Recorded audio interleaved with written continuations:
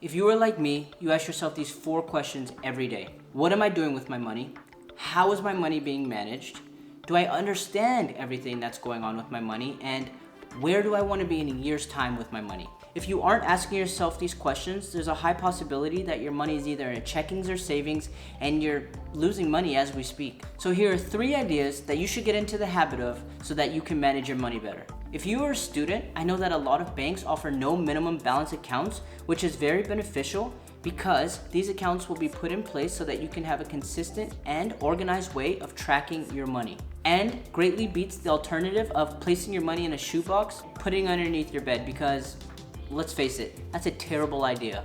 When I first started out, I thought that by opening multiple checkings and or savings accounts would negatively impact my credit score, so I always tracked my money in one account.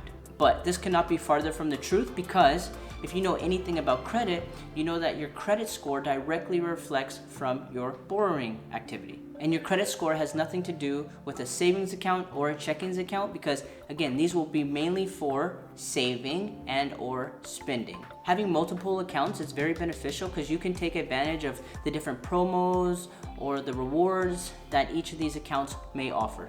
I want you to think of a checkings or a savings account as a bucket. So in one bucket, you may have all your house bills.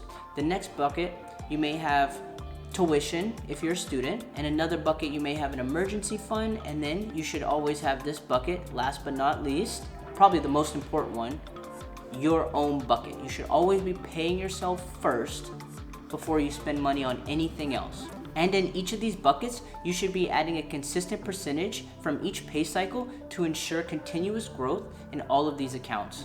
Using this method, I was able to save a lot of money this year. For me, I check my accounts every day, which is vital because if you don't, how will you know if there are any discrepancies in your account?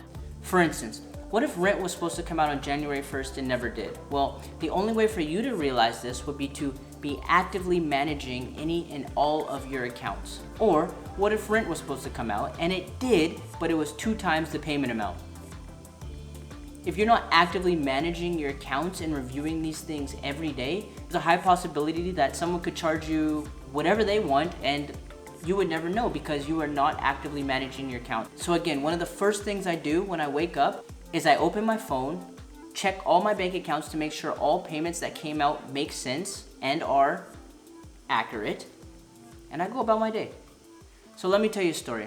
I had a credit card and I was putting my tuition on my credit card when I could have just paid tuition out of pocket. Now, why is this bad? Well, it's bad because you're incurring debt that doesn't need to be there. You have to realize with all debt, there's usually interest on that. If you had a $1,000 limit on your credit card and it say, just hypothetically, charge you 10% each month, on that $1,000, if you've maxed it out, you'll be paying the credit card company $100. So, get rid of all debt, period. If you can buy something on cash, buy it cash.